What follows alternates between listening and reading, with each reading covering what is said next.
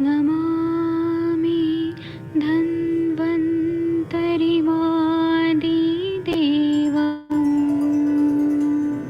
सुरासुरैः वन्दितपादपद्मम् लोके जरामृत्युनाशम्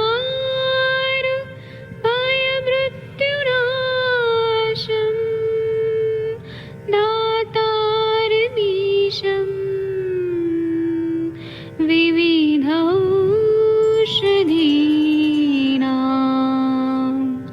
शङ्खं चक्रं जलौकां दधतं मृतघटं चारुतोर्भिश्चतुर्भिः सूक्ष्मस्वच्छादिरुद्यं शुकपरिविलसन् मौलिमं भोजनेत्रम् कालाम्बोदोज्ज्वलाङ्गं कटितटविलसत् चारुपीताम्बराढ्यं वन्दे धन्वन्तरिन्तं निखिलगदमिव प्रौढदावाग्निनीलम्।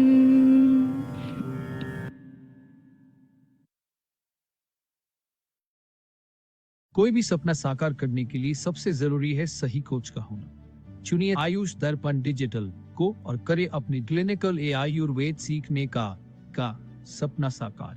Download the app now.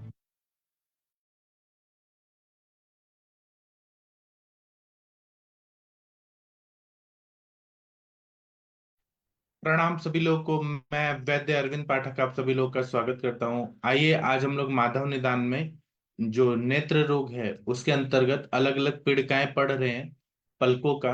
तो उसमें हम लोग कुंभिका नाम की जो पीड़िका है उसके बारे में पढ़ेंगे। मैं आप लोगों को यहाँ पे को होस्ट बना देता हूँ और यहाँ पे अनम्यूट करने का ऑप्शन देता हूँ। चलिए हम लोग 77 नंबर का श्लोक देखेंगे।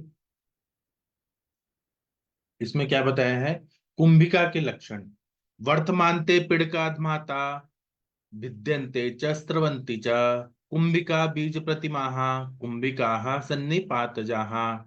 पलकों के भीतर बार बार भर जाने वाली अनार के बीजों के आकार की पीड़िकाएं निकलती हैं। वे फूटती और बहती हैं, उन्हें कुंभिका कहते हैं। यह विकार सन्निपातज और असाध्य होता है। टीकाकार क्या बोलते हैं?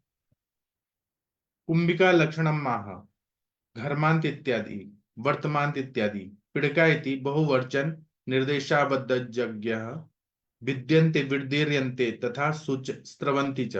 धमात्मा इति विद्यमानः स्वयमेव पूर्णोद्धरा भवन्ति इति धमाताः।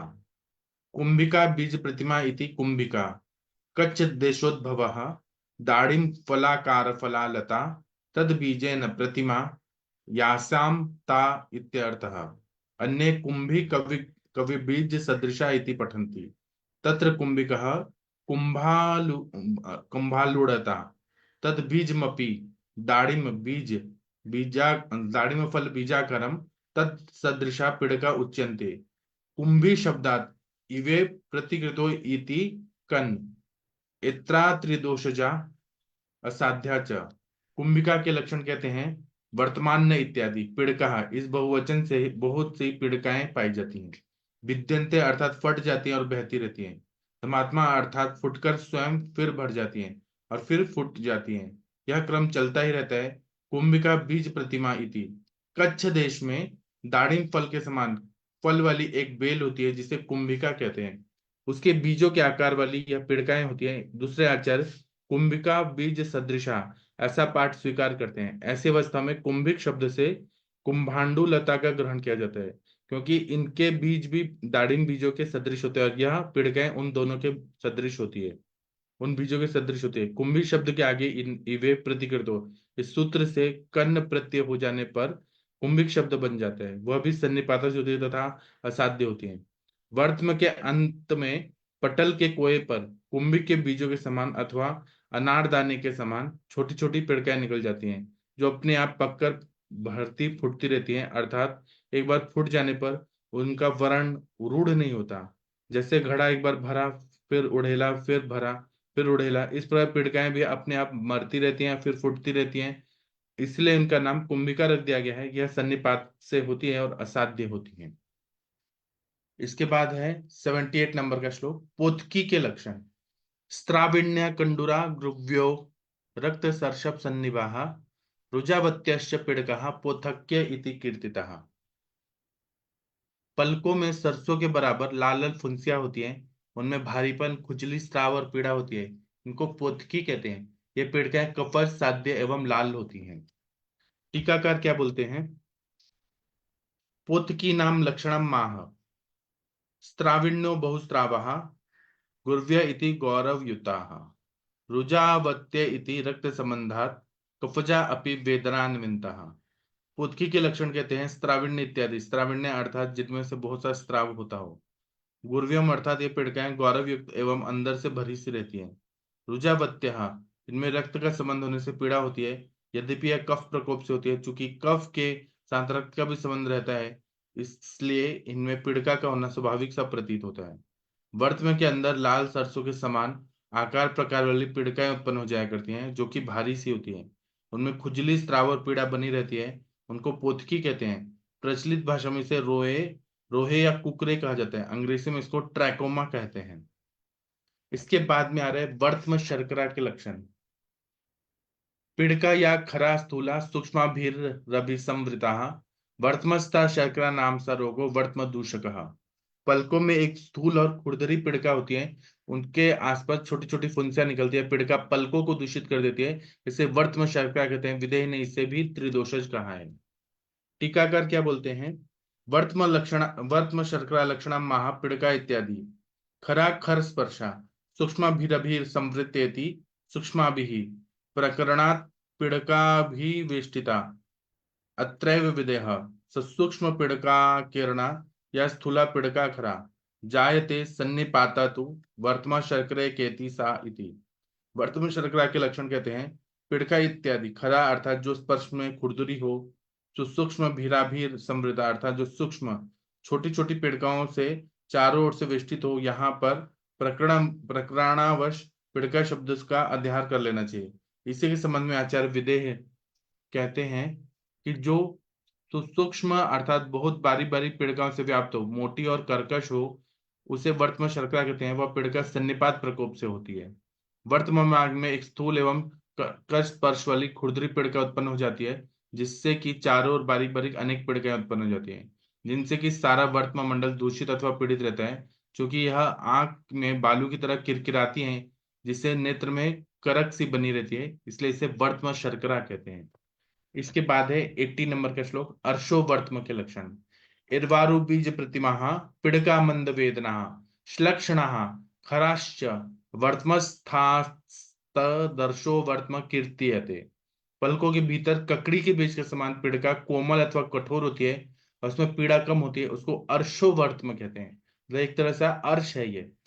इसी भी कुछ आचार्यों ने त्रिदोष से उत्पन्न कहा है और उनके मत से बाह्य पीड़िकाएं, बाह्य भाग में भी ये पीड़िकाएं होती हैं।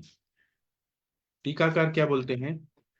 अर्शो वर्तम लक्षणम माहा इर्वारु बीजेत्यादि इर्वारु ग्रीष्म कर्कटी श्लक्षणा अकर्कशा वर्तमस्था इत्यविशेषेताभिधाना अंतर्बाह्यस्य वर्तमनो भवति इति गम्यते एवं सन्निपातजा तथा च निमिः निरुजा कठिना पक्षम वर्तम पक्षांतर बाह्य बाह्यतो अपि वा पीड़का सन्निपातेन तदर्शो वर्तमान निर्दिशेत इति। अर्शो वर्तम के लक्षण कहते हैं इर्वारु बीज इत्यादि। ग्रीष्मकालीन ककड़ी को इर्वारु कहते हैं। यह श्लक्षण अर्थात कोमल व मुलायम होती है, न कि शर्करा व खुरदरी। वर्तमस्था इस शब्द में वर्तमस्थ विशेष स्थान का बोध न होने से पीड़िका वर्तम के अंदर और बाहर दोनों स्थान पर हो सकती है, ऐसा पाया जाता है। यह पीड़िका भी सन्निपात जन्य होती है, जैसे कि आचार्य निमि भी कहते हैं कि सन्निपात के प्रकोप से वर्तम और पश्चिम प्रदेश के अंदर अथवा बाह्य पीड़ारित कठोर पीड़िका उत्पन्न होती है, उसे अर्शोवर्तम कहते हैं। आंखों की कोय अथवा पक्ष्म के अंदर अथवा बाह्य प्रदेश में ककड़ी के बीजों के आकार प्रकार की पीड़िका उत्पन्न हो जाया करती है। जब यह ककड़ी के बीजों के समान चपटी और लंबोतरी हो, तब वह श्लक्ष्ण अथवा मुलायम होती है, किंतु जब यह पपीते के बीज के समान गोल हो तब यह खर अथवा खुरदरी होती है। इसलिए श्लक्ष्णाखराश्य इस तरह से दो प्रकार की मान ली गई है। ऐसा होने पर भी उसमें पीड़ा बहुत कम होती है, यह भी सन्निपात के प्रकोप से होती है। इसके बाद है 81 नंबर का श्लोक। शुष्कार्ष के लक्षण। दीर्घांकुरः खरः स्तब्धो दारुणो अभ्यंतरोद्भवः व्याधिरेशो अभिविख्यातः शुष्कार्षो नाम नामतः। पलकों के भीतरी भाग में शुष्क, कठोर, खुरदरे और बड़े अंकुर निकलते हैं। ये बहुत कष्टदायक होते हैं। इस व्याधि का नाम शुष्कार्ष है। विदेह ने इसे भी सन्निपातज कहा है। शुष्कार्ष तो अर्शोवर्त्म के लक्षण कहते हैं, नहीं, शुष्कार्ष। शुष्कार्षो लक्षण महा दीर्घांकुर इत्यादि। खरः कर्कशः स्तब्धः कठिनः शुष्कत्वात् दारुणः बहु दुःखद्वत्वात् अभ्यंतरोद्भव इति वर्तमाभ्यंतर स्थितः अभिविख्यातः कथितः नामतः प्रसिद्धितः सन्निपाताजबिदं तत् अत्र विदेह वर्तमाभ्यंतर्गतम त्वर्षः शुष्कं स्थूलं च दारुणं जायते सन्निपातेन तत् शुष्कार्षः प्रकृतितम इति। शुष्कार्ष के लक्षण कहते हैं दीर्घांकुर इत्यादि। खर अर्थात खरकश या खुरदरा। स्तब्ध अर्थात कठोर। चूंकि यह शुष्क सा सूखा सा रहता है इसलिए कठिन और कर्कश समझना चाहिए। यतन दुखदायी होने के कारण दारुण माना गया है। अभ्यंतरोद्भव अर्थात यह वर्त्म के अंदर की ओर होता है। अभिविख्यात अर्थात कहा गया है। नामता अर्थात इसका वही प्रसिद्ध नाम है। वर्त में अंदर रुक्ष, कठिन एवं अत्यंत दुखप्रद, लंबा और मांसांकुर उत्पन्न हो जाता है। रूखा सूखा होने कारण ही इसे शुष्कार्ष नाम प्रसिद्ध हो गया है। यह शुष्कार्ष भी सन्निपात से होता है। इस विषय में विदेह का भी ऐसा ही मत है।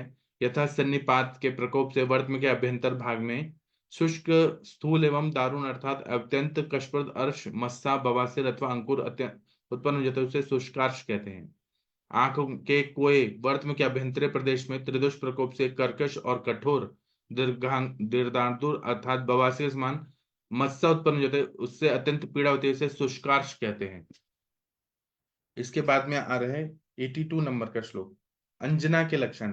दाह तोदवती ताम्रा पिड़का वर्त्म संभवा मृद्वी मंदरुजा सूक्ष्म गेया सांजन नामिका।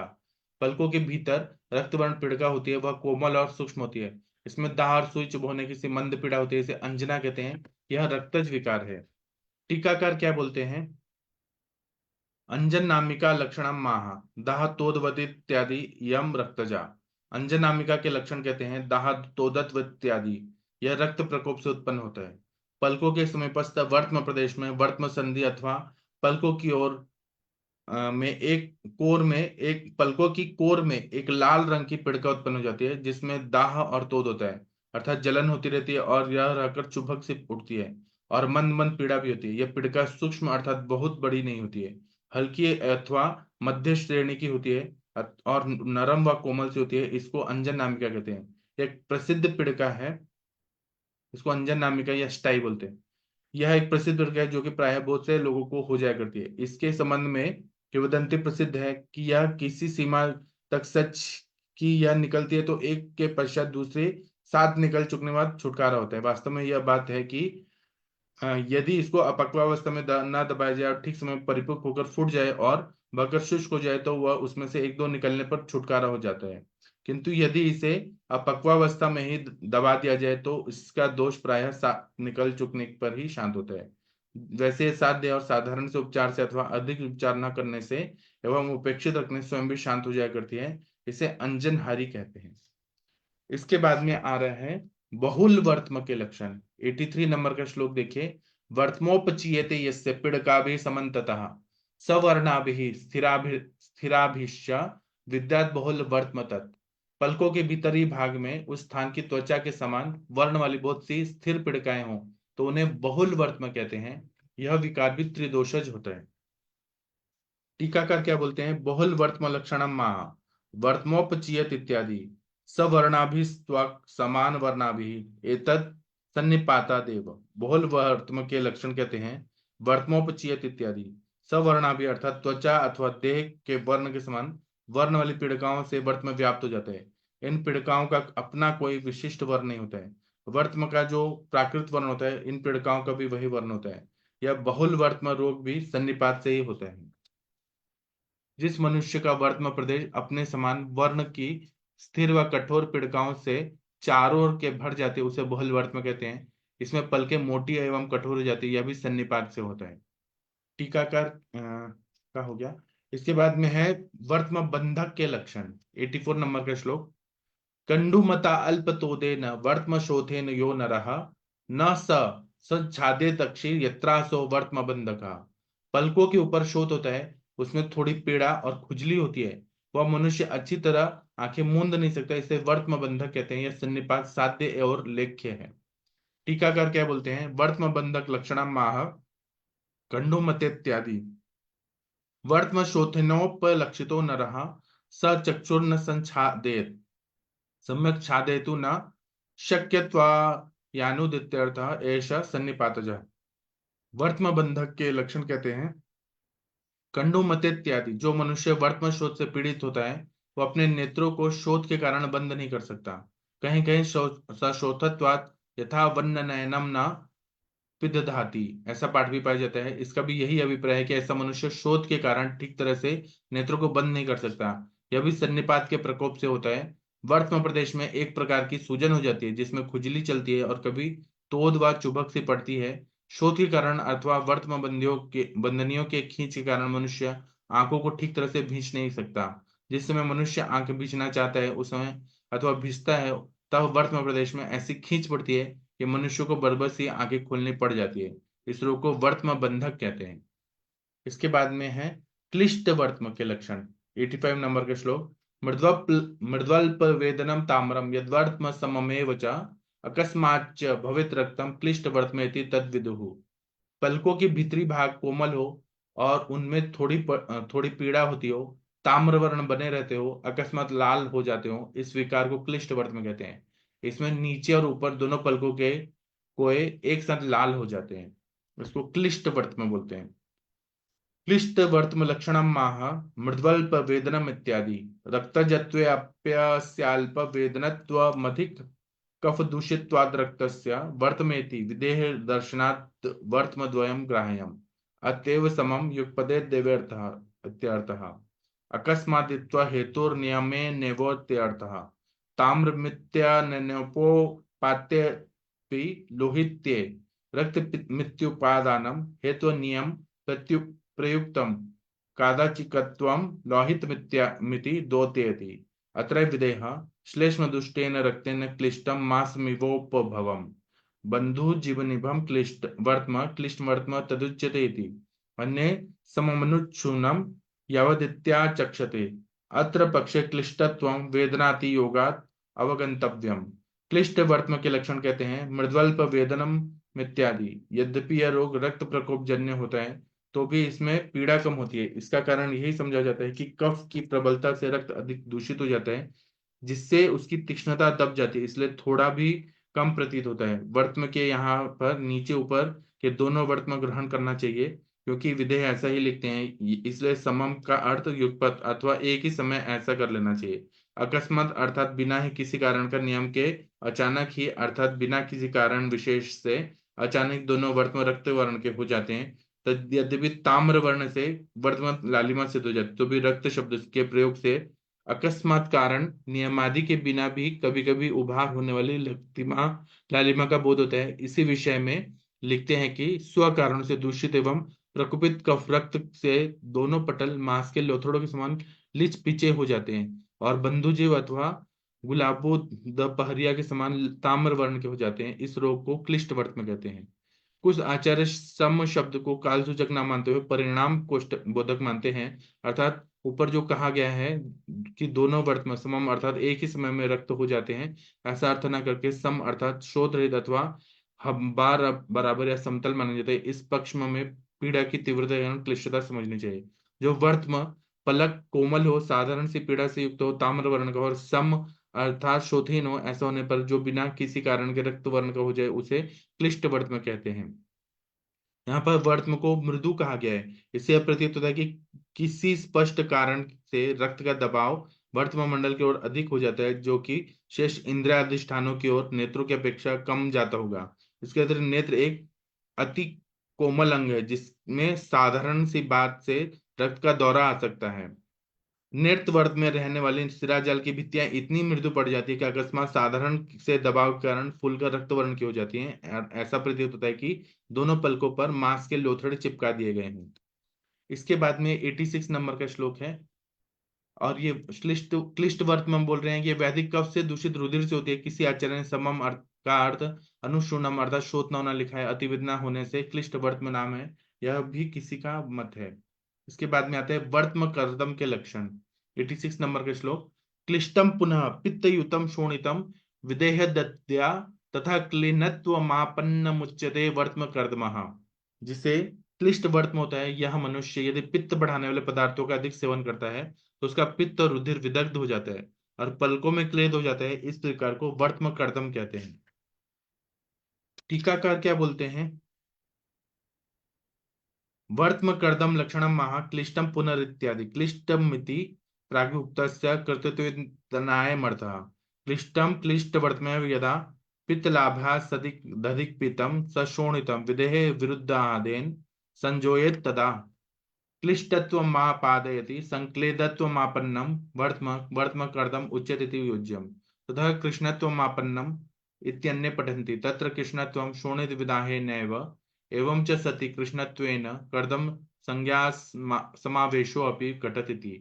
कार्तिकस्त्वन्या यथा व्याचष्टे शोणितमिति कर्तुपदं तेन शोणितं पित्तयुक्तं कर्तुभूतं यदा पूर्वोक्तं क्लिष्टमेव विदेहे विदहेत्यादि सर्वं परम समानं पूर्वेण अस्य तु सुश्रुते यत् सान्निपातिकत्वमुक्तं तत् कफ पित्त रक्तत्वारब्धत्वात् वातकरणवस्याश्रुतेः।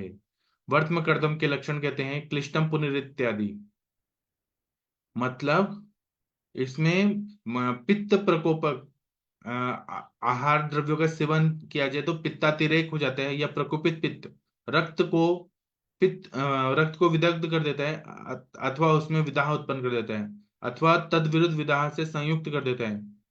तो फिर इस प्रकार की एक पीड़िका हो जाती है और उसका पित्त रुधिर विदग्ध होता है, पलकों में क्लेद हो जाता है। पूर्वोक्त क्लिष्ट वर्त में यदि रक्त के साथ पित्त का प्रकोप जन्य मिश्रण हो जाए जिससे प्रकोपित पित्त रक्त को विदग्ध करते, तब विदग्ध वर्तमान प्रदेश में क्लेद चिपचिपाहट अथवा कृष्णत्व या कालापन आ जाता है, अथवा रक्त ही पित्त के साथ मिलकर पूर्वोक्त क्लिष्ट वर्त में विदाह उत्पन्न कर देता है, तब वर्त में क्लेद अथवा कालापन आ जाता है। इस रोग को वर्तम कर्दम कहते हैं।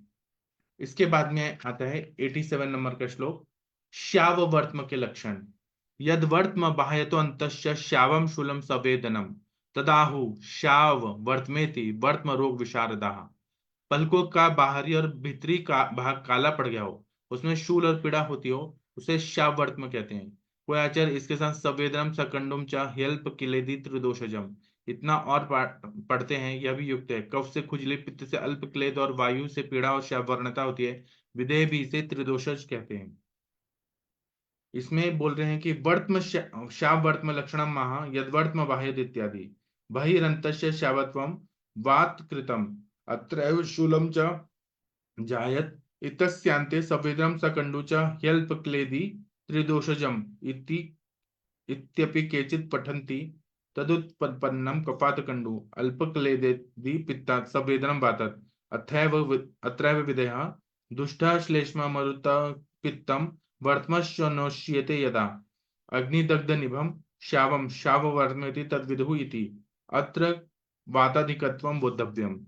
श्यावर्तम के लक्षण कहते हैं तद्वर्तम बाह्यते इत्यादि, वर्तम का बाहर और अंदर की ओर से श्याव होना वायु के प्रभाव से होता है। कहे आचार्य इस पाठ को भिन्न प्रकार से पढ़ते हैं। इस पद का प्रथम पाद तो पूर्वत रहता है और दूसरे पाद से श्यावम शूलम च जायते स वेदनम सकंडुम च अल्प क्लेदी त्रिदोषजम तदाहु श्यावर्तमेति वर्तम रोग विशारदाः। इस प्रकार लक्षण कहते हैं। ऐसा पाठ भी उपयुक्त प्रतीत होता है। इसमें कफ से कंड और पित्त से अल्प क्लेदी अथवा क्लेद का कम होना और वात से विदयुक्त होना पाया जाता है। इस विधि से यह त्रिदोष सिद्ध हो जाता है। इसमें विदेह भी कहते हैं कि कफ वायु और पित्त कुपित होकर जब वर्तम में संचित हो जाते हैं तब वर्तम अग्निदग्ध के समान श्याव वर्ण वाला हो जाता है। अतः इस रोग को श्यावर्तम कहते हैं। त्रिदोष जन्य होने पर भी इसमें वायु की अधिकता ही समझनी चाहिए। त्रिदोष प्रकोप से जो वर्तम अंदर और बाहर दोनों की ओर श्याव अथवा अग्निदग्ध के समान नील वर्ण का हो जाता है। ऐसे अवस्था में उसमें शूल होता है और हाथ से छूने पर उसमें वेदना होती है। वर्त में रोगों के पीड़ित वर्त में रोगों के पंडित इस रोग को श्याप वर्त में कहते हैं। यद्यपि इस रोग में तीनों दोषों का प्रकोप होता है तो भी वायु की अधिकता होती है। फिर है प्रक्लिन्न वर्तम के लक्षण। ये जो भी मैं पढ़ा रहा हूं ना, ये सबका मैं जो अंग्रेजी नाम है उसके साथ में मैं शाम का 7 बजे वाला सेशन लेने वाला हूँ। तो आप लोग घबराइएगा मत, अगर कुछ चीज नहीं समझ आ रहा है तो ये सब चीजें स्पष्ट की जाएंगी। अरुजम बाह्यतः शूनम वर्तम यस्य नरस्य ही प्रक्लिन्न वर्तम तद विद्यात क्लीनम मत्यर्थम अंततः। पलकों के ऊपर शोथ हो और उसमें थोड़ी पीड़ा हो उसे प्रक्लिन्न वर्तम कहते हैं। इस विकार में भीतर क्लेद बोध होता है या कफजन्य होता है, बिना शस्त्र कर्म के ही अच्छा हो जाता है। दुष्टम श्लेष्मा मरुत पित्तम वर्तमनोश्चियते यदा अग्निदग्ध निभम शावम शाव वर्तमेति तद विदुः इति अत्र वाताधिकत्वम बोधव्यम। तो इसके बारे में क्या बता रहे हैं? प्रक्लिन्न वर्त्म। प्रक्लिन्न वर्त्म के लक्षण कहते हैं अरुजम इत्यादि। अरुज शब्द से त्वल्प पीड़ा युक्त समझना चाहिए, न कि पीड़ा रहित। बाह्यतः शून्यम अर्थात बाह्य की ओर उसमें सूजन होती है। इसमें बोल रहे हैं कि वर्त में पीड़ा बहुत कम हो और बाहर की ओर शोथ हो तथा वर्त्म के ऊपर किनारे बहुत ही क्लेद हो, उस रोग को प्रक्लिन्न वर्त्म कहते हैं। इसके बाद जाता है अक्लिन्न वर्त्म के लक्षण। यस्य धौतान्य धौतानि संबंध्यन्ते पुनः पुनः वर्तमान्य परिपक्वानि विद्यात अक्लिन्न वर्तम तत्। आंखों के न धोने और धोने पर भी बार बार पलकें चिपक जाती हो और वर्तम पके न हो और न पीप निकलता हो, इसे अक्लिन्न वर्तम कहते हैं। अक्लिन्न वर्तम को ही पिल्ल कहते हैं। टीकाकार क्या बोलते हैं? अपरिक्लिन्न वर्तमनो लक्षणम माह यस्य धौतान इत्यादि एतद् वाग्भटे पिल्लाख्यम संबंध्यते अन्योन्यम लग्नानि भवन्तीत्यर्थः। तदिदं संबंधत्वं किं वोय संपर्कादेव तदा च प्रक्लिन्न वर्तमेवेव स्यादर्थमाह अपरिपक्वानिति। एतदेव पिल्लाख्यम अन्यत्र क्वचिच्च पिल्लाख्य मन्यथा पठितम्।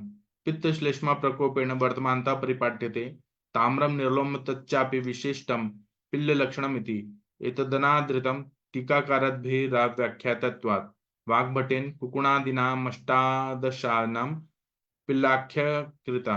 वर्तमान इति बहुवचनं नेत्रद्वये वर्तम चतुष्टत्वेन संगच्छते तेन नेत्रद्वये गतम् एवायं व्याधिरिति कार्तिकः। अपरिक्लिन्न वर्तम के लक्षण कहते हैं यस्य धौतान इत्यादि। वाग्भट में इस रोग को पिल्ल कहते हैं। संबंध्यन्ते अर्थात आपस में चिपकते रहते हैं। इनका चिपकना क्या पुए के लगने से होता है तथा प्रक्लिन्नता ही होती है। इस विषय को स्पष्ट करते हुए कहते हैं कि परिपक्वानी अर्थात इसमें किसी भी प्रकार का परिपाक नहीं होता है, इसको पिल्ल कहते हैं। दूसरे किसी स्थान पे पिल्ल के लक्षण अन्य रीति से लिखे गए हों, जैसे कि पित्त और कफ के प्रकोप से वर्तम का अंतर्भाग फटता जाता है, ताम्र वर्ण का हो जाता है। पक्ष में पलकों के बाल झड़ जाते हैं, यह भी पिल्ल के एक प्रकार के विशेष लक्षण होते हैं, किंतु यह मत आदरणीय नहीं, किंतु टीकाकारों ने इसकी व्याख्या नहीं की है। वाग्भट ने कुंकुण आदि 18 रोग का पिल्ल नाम से लिखा है। यद्यपि वर्त में दो होते हैं, यहाँ पर वर्तमानी बहुवचन दिया है। चूंकि दोनों नेत्रों में मिलकर 4 वर्तम होते हैं, इसलिए दोनों नेत्रों में विकार होने से वर्तमान ऐसा बहुवचन उचित ही होता है, ऐसा कार्तिक का मत है। जिस मनुष्य के वर्त में चाहे अच्छी तरह धोकर साफ कर दिए गए हों अथवा न धोए हों, फिर भी वह चिपक जाते हों, इसमें किसी वर्ण या परिपाक नहीं होता है, इस रोग को प्रक्लिन्न वर्त में कहते हैं। इसमें प्रायः दोनों नेत्रों के वर्त में विकृत हो जाते हैं, विधेय तंत्र में इसे पिल्ल कहा गया है। तो अभी हम लोग रुकते हैं, अभी हम लोग 7 बजे मिलेंगे। अष्टांग हृदय का जो हम लोग वर्त रोग प्रतिषेध अध्याय पढ़ रहे हैं, तो हम 7 बजे मिलते हैं। थैंक यू, प्रणाम सभी लोग को।